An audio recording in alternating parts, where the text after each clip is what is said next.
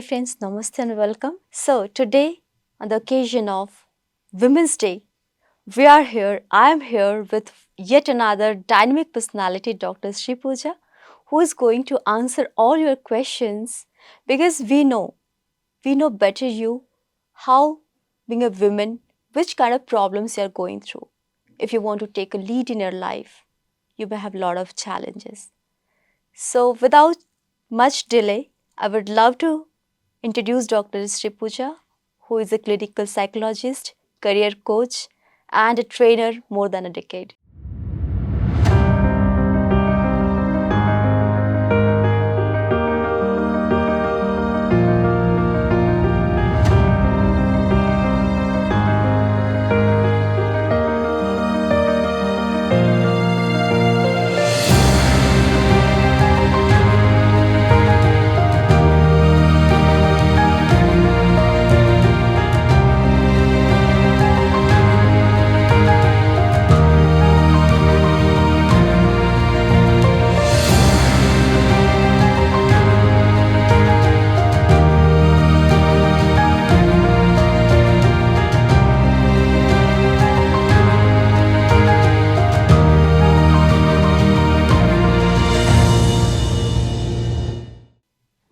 Welcome, Thank you. Doctor.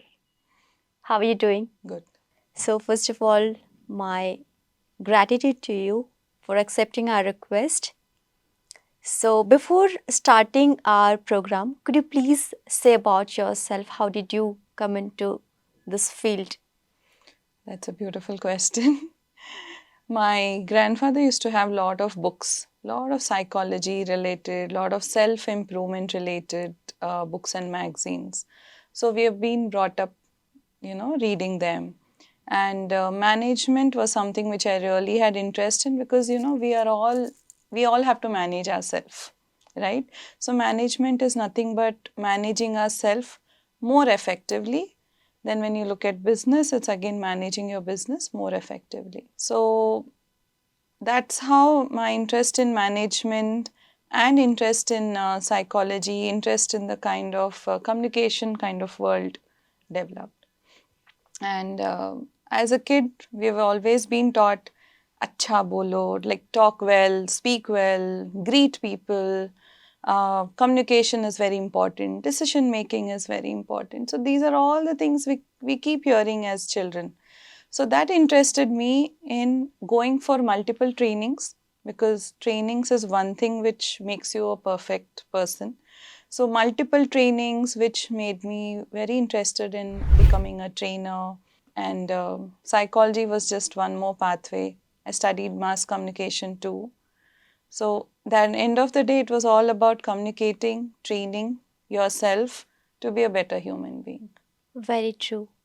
Very true. And I must say, I must salute you for choosing this path because, see, in today's life, women maybe, they are highly educated. They are done great in their career, but still they are suffering a lot. And who couldn't come out of their day to day challenges in their family life, they have a lot of fears. So my first question is, what are the some common fears women may, face while considering entrepreneurship? Okay. So fear is a very natural phenomenon. We are sitting here. I'm also wondering what question you're going to ask me, right? So fear is very natural. Fear, if used properly, it will help us to anticipate the future problems and we can find solutions. Right. But most of the time, let's look at, we are a spiritual channel. So let's look at what kind of fears people have. There are some known fears and there are some unknown fears.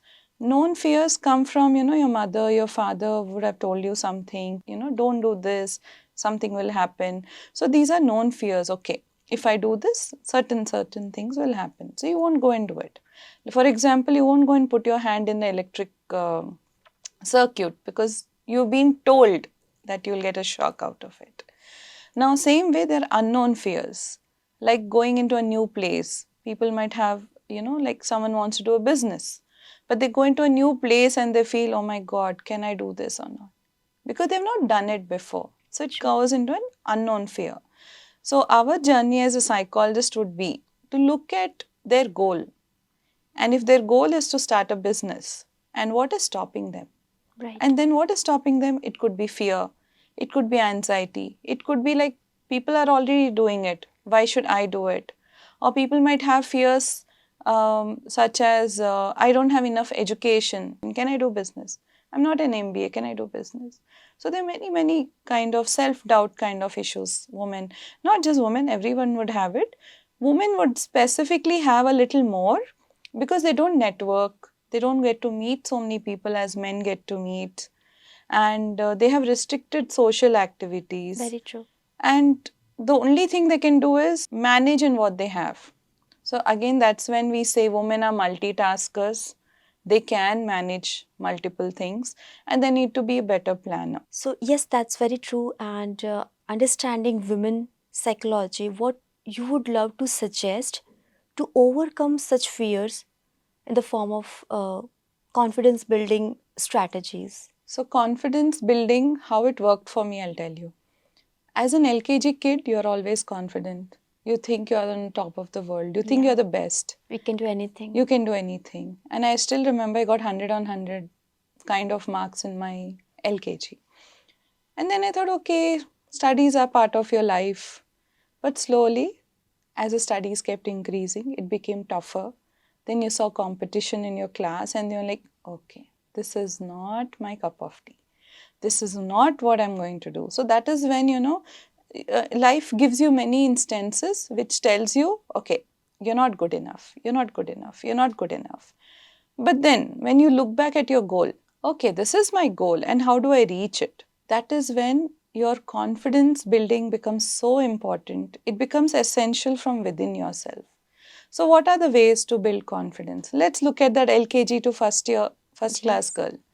So the ways to build confidence is to first accept that something is not working out for me and what can I do to make it better. First is participate in class activities. Same thing for women again. If they want to start a business, participate in business related activities. Going back to the LKG student again, someone who had so much confidence that the world is under me. Same confidence, taking it back to the lady who's wanting to start her own business. Yes, I will be different. So these are the little things, we don't need any coach to tell us our inner potential. Just remember the little baby inside you or the little kid inside you who had lots of dreams. Automatically your confidence will start building up. Now that's just a stepping stone. It's a first step. What's the next step you would do? Go for nature walks, do meditation, exercise, keep your body and mind healthy. Network with people, like-minded people.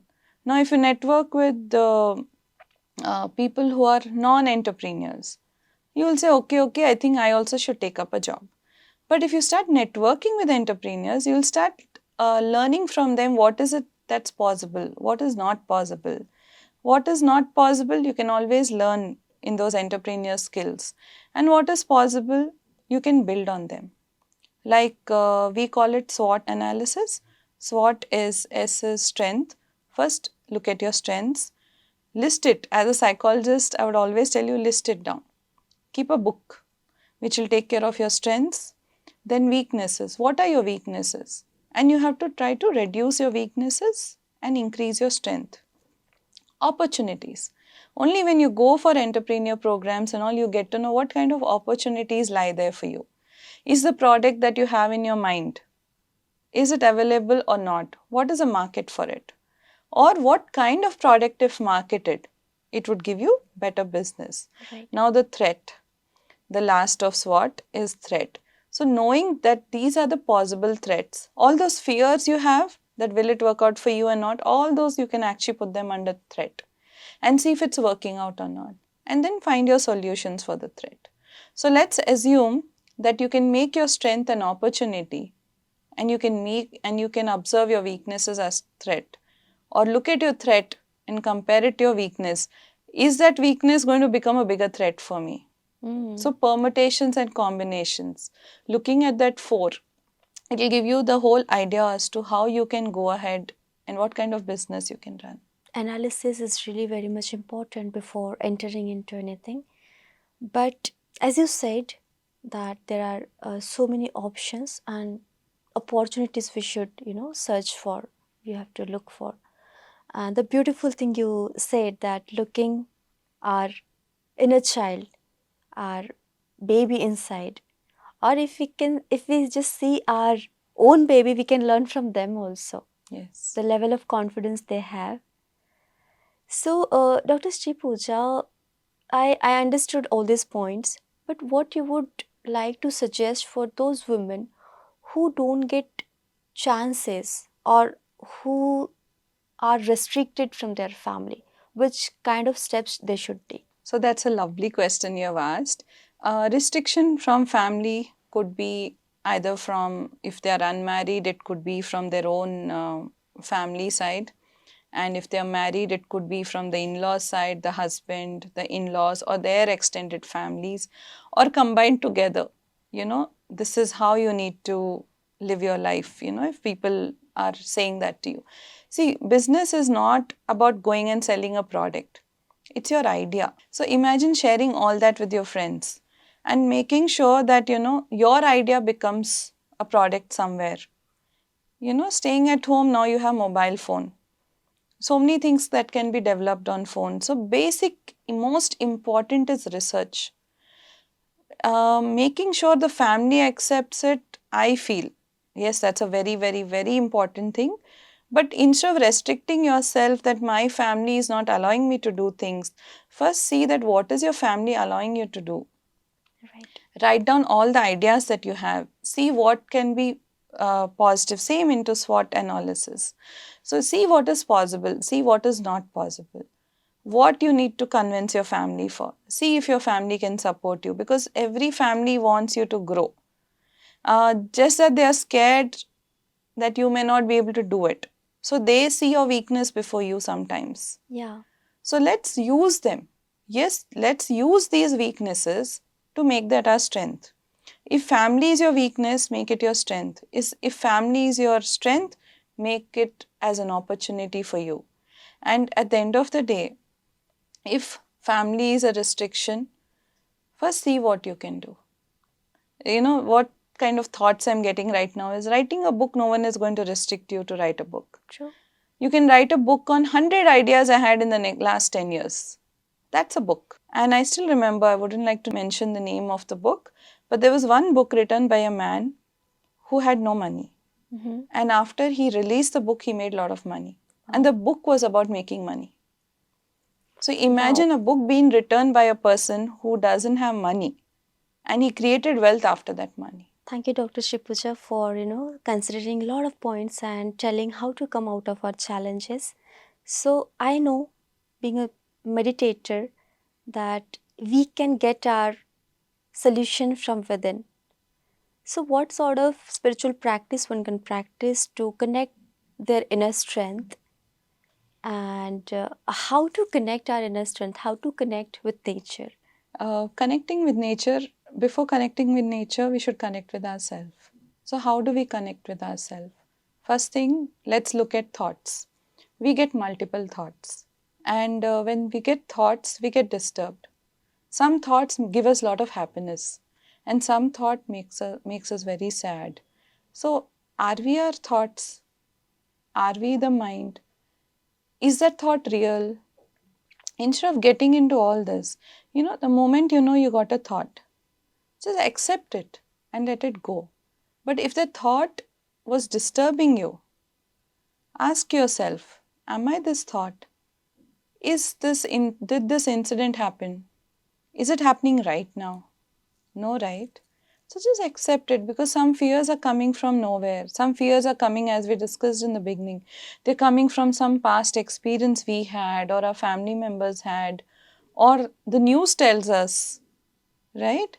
So there are many, many, many incidents that disturb us mentally, and we get a lot of thoughts. And those thoughts, if they are disturbing you, first accept them, that I'm getting these thoughts, I'm also allowing it to go.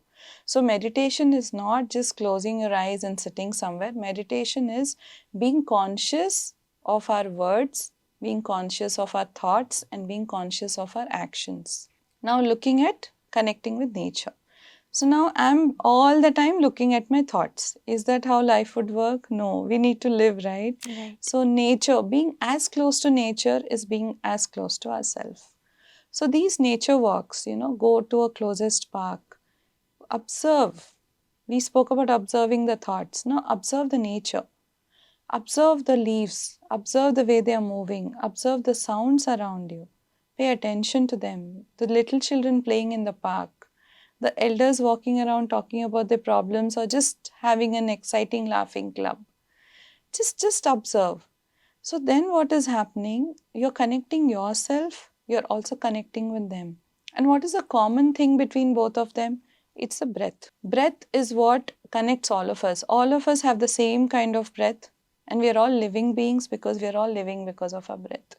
So be conscious of your breath. Your breath gets disturbed when you're disturbed. So just breathe normally.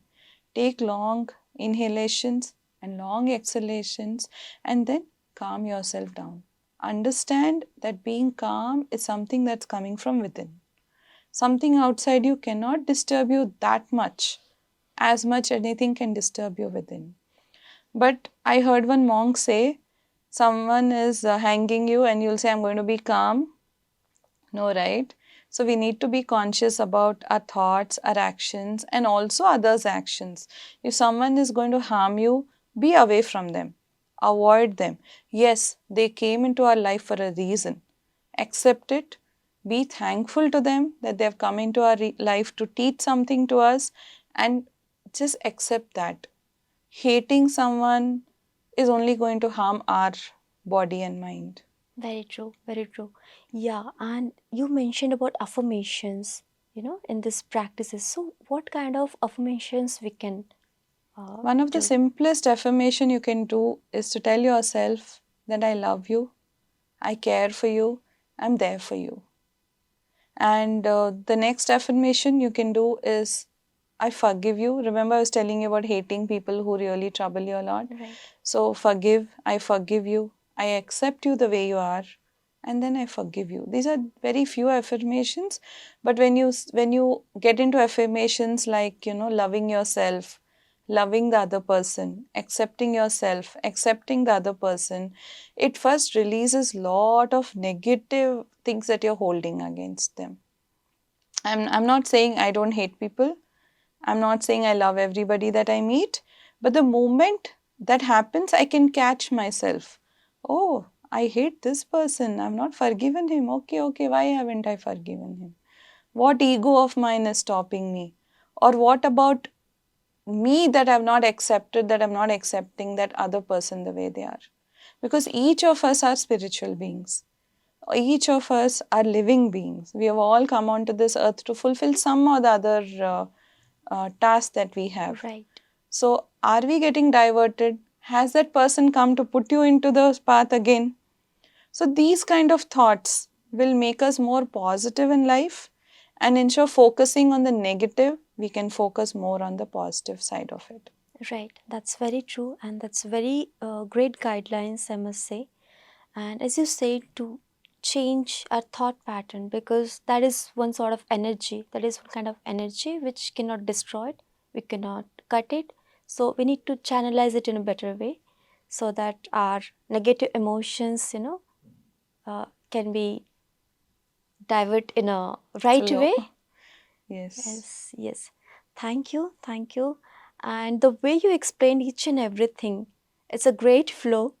So, before ending our conversation, could you please say any story which may relate people, as Sita was one of the great lady, a great manager, and there are a lot of such ladies which may help our generation to take, to learn from them. So, being an Amachitra Katha lover, I have read a lot of Amachitra Kathas, and I don't remember where the story is from. I'll tell you a story about Buddha and a person who was very, very upset. So, there was this guy who came to Buddha and he said, Buddha, I'm very angry am very upset because someone has hurt me very badly. I want peace. Please tell me what to do. Then Buddha gave him an example. He said, let's assume someone shot you with an arrow and you're in a lot of pain. So are you in pain because of the man who shot you, or because of the arrow that's giving you the pain? So the man says, obviously the arrow, Buddha. So he says, okay, so in the same way, the man who gave you an upset or the man who made you angry, did he make you angry or did you get the anger from yourself? He says, the anger came from within me. So who needs to heal? He said, me. So then Buddha told him, if you can forgive that person who gave you that pain, then that is when you will get your real peace. Wow. That's really very much important to understand and to take a right point that I may have wound in my body. So if someone is tapping into it, I may get more pain. So it's not that pain is coming from outside or because of the person who is tapping, but because I have wound already in my body, that's why I'm getting the pain. So I need to heal myself first. It's really very much important, and thank you for sharing this beautiful story. And I'm so excited. Would you like to share one more story? Sure, we'll do that. Please, please. So I'll tell you another story about a young monk with Buddha. So he came to Buddha one day and he said, I'm not good enough. I don't think I have the capacity to be like the other monks in our monastery. Mhm. And then he said, why do you feel so? He said, I feel like a small seed, a tiny seed, deep under the ground, who has so much of fear to perform and come out. He feels that he's going to stay in the sand itself, deep inside. So Buddha, what he does, as you know, Buddha, very calm, he took him to the garden and he said, look at that little seed that is sprouting out. He said, do you know, the seed has a capacity to become a big tree. So he said, it is only with your dedication, it's only with that inner peace that, calm. Let the process grow with the process. Just let it flow. As you mentioned about flow. So just let it go as a flow. And with that flow, you will grow into a big tree. Give yourself a lot of time and dedication. So same thing with our women entrepreneurs or any entrepreneur. Give your business time. Let it flow. Go grow it with your dedication. And that's how you can make it into a big tree. That's a beautiful example, I must say, and one can understand come out of how to come out of underconfidence, because a lot of time just because of pressure and the challenges and environment and what sort of life we are, day to day mundane life, we become so fearful. We are under the pressure of lot of fear. So first we need to come out of that. We have to build our confidence first, and everything will be taken care automatically. Just being in the present, as you said before, that whenever to be in the present, whenever we go in a park or when we look at a small kid, just looking at his smile, we can learn a lot of things. So thank you, Dr. Shripuja. And before ending our session, your small message to our audience. So the small message to the audience is what we have been talking since half an hour is be happy. You've been smiling all the time. I have been smiling all the time. I don't remember if people even heard a word of what we spoke, but they'll always look at, oh my God, they seem so happy. They're so happily discussing what they're discussing. So be happy. It's not like I don't have any problems in my life. It's not like you don't have any problems in your life. But being happy and then solving those problems is what is a message I would like to give. And happy Moments Day to you and to everybody. Thank you. Thank you so much for all your presence, for all your wisdom. And at last, I would request you to share a couple of websites from where people may get, good opportunities for themselves. So friends, thank you for watching this episode. I hope you learned a lot of things, and at the same time I would request to implement all these things, just to not listen but to implement. Thank you for watching, and please like, share, subscribe PMC English. Thank you so much.